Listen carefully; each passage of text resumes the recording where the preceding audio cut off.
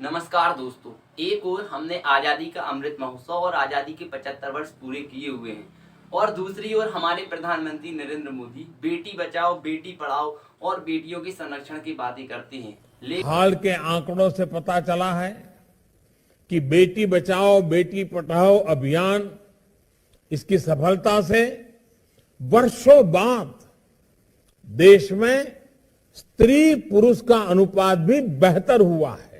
जोर से बोलो वाह मोदी जी वाह। आपने सोचा कि जिस दिन हम देश का आज़ादी का अमृत महोत्सव और देश की 75 वर्ष पूरे कर रहे थे, उसी दिन गुजरात सरकार के द्वारा 11 रेप के दरिंदों को बाइज्जत रिहा कर दिया गया, जो कि एक बिल्किस बानो मुस्लिम महिला के रेप के मामले में अपराधी थे और एक बहुत जघन्य अपराध किया था। तो चलिए समझते हैं आखिर क्या था बिल्किस बानो रेप केस। गुजरात में गोधरा कांड के बाद 2002 में बिल्किस बानो सामूहिक बलात्कार मामले में उम्र कैद की सजा पाए सभी 11 दोषी सोमवार को गोधरा उप कारागार से रिहा हो गए। गुजरात सरकार ने अपनी क्षमा नीति के तहत इनकी रिहाई की मंजूरी दे दी है। आज तक डिजिटल ब्रेकिंग में बड़ी खबर गुजरात में गोधरा कांड से जुड़ी ये खबर है। बिल्किस बानो रेप केस में सजा काट रहे सभी दोषियों को रिहा कर दिया गया। उम्र कैद की सजा काट रहे 11 दोषी रिहा हो गए हैं। गुजरात के गोधरा कांड के बाद जब दंगे हुए तो अहमदाबाद के पास रंधिकपुर गांव में भीड़ ने एक परिवार पर हमला कर दिया। जिस परिवार पर हमला किया वहां पर एक महिला थी बिल्किस बानो, जो 5 महीने गर्भवती थी। यह आरोप है कि भीड़ ने उनके साथ कई घंटों तक रेप किया। बिल्किस बानो घटना साल 2002 के गोधरा जो रेल कांड था उसके बाद देखने को मिला था, जिसमें बिल्किस बानो जो कि उस वर्ष 21 वर्ष की थी और उनके पेट में 5 माह का एक बच्चा पल रहा था। साथ ही साथ उनके परिवार के 7 सदस्यों की हत्या कर दी जाती है और एक उनकी 3.5 साल की बेटी को पटक पटक कर मार दिया जाता है। तो आखिर कौन थी बिल्किस बानो?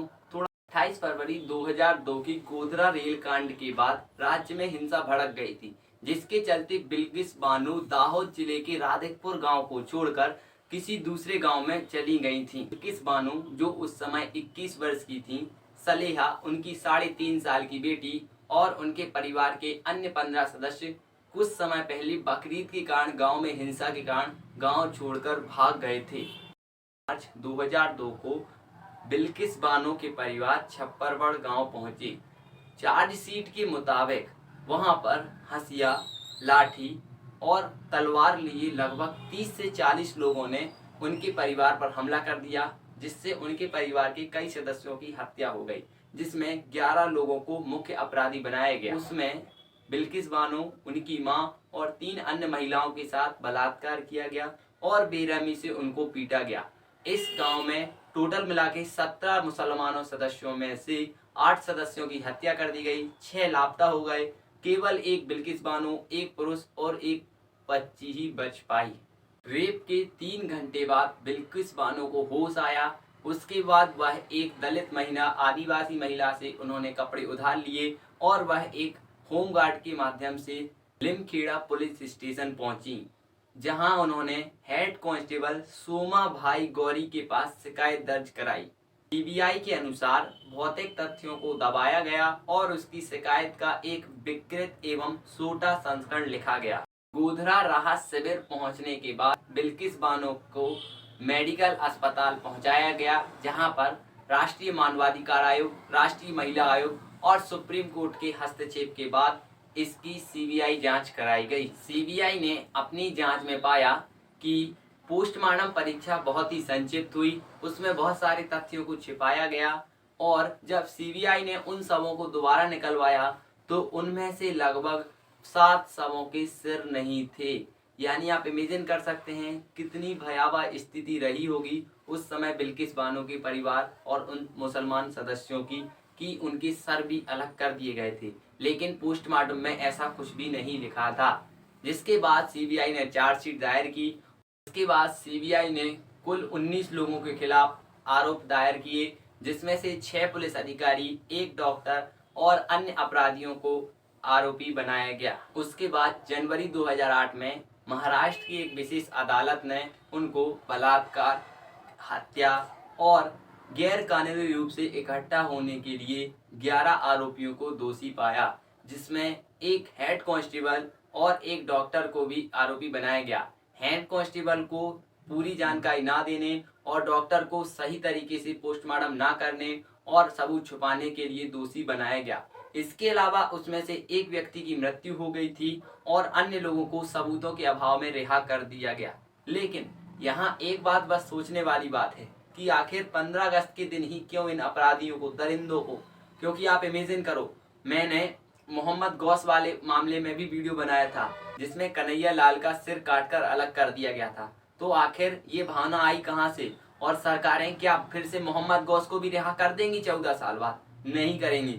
तो यहाँ पर एक तथ्य सोचने वाली बात है कि क्या कोई भी, जो आपने समझ रहे होंगे, क्या अगर उस समय सीबीआई सही तरीके से जांच नहीं करती तो क्या उन लोगों को सजा मिल पाती? नहीं मिल पाती मेरे ख्याल से। तो क्या वर्तमान में जो मोदी सरकार और जो वहां की बीजेपी सरकार ने उन लोगों को रिहा किया है, तो इसमें वो क्या साबित करना चाहते हैं कि 15 अगस्त को हम कितने दरिंदों को देश में आजाद करने वाले हैं?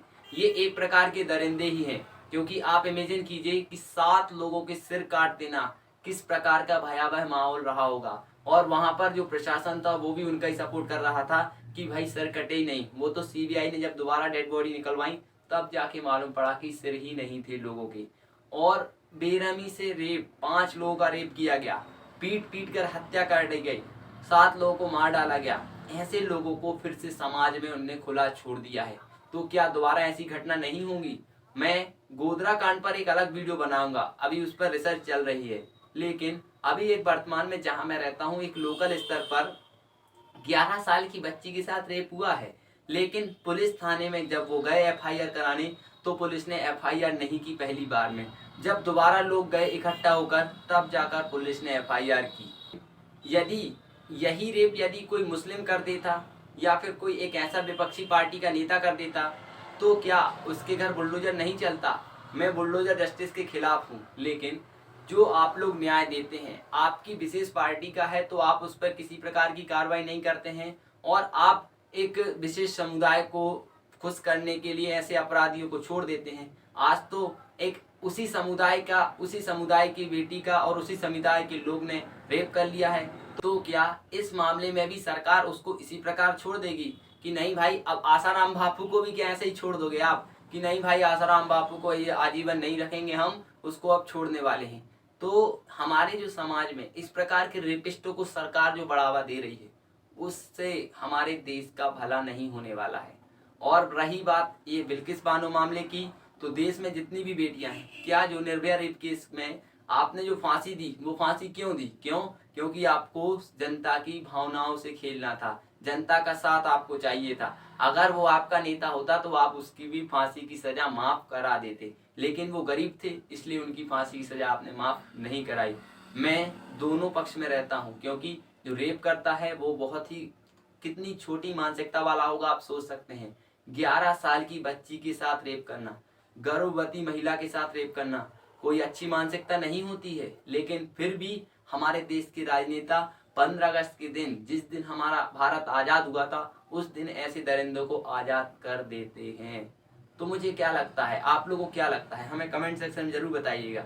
और उम्मीद रहेगी कि आप लोग मेरी वीडियो पर कमेंट करेंगे, जैसा लगे, अच्छा बुरा जो भी लगता है। आपको लगेगा कि मुस्लिम सपोर्टर हूँ, आप लोग हिंदू विरोधी हूँ, तो वो आपको लगना आपकी इच्छा है, क्योंकि मैं ना तो हिंदू सपोर्टर हूँ ना ही मुस्लिम सपोर्टर हूँ। मैं एक भारतीय हूँ, जहाँ गलत होता है वहाँ आपको बताने की कोशिश करता हूँ। बहुत बहुत धन्यवाद। जय हिंद।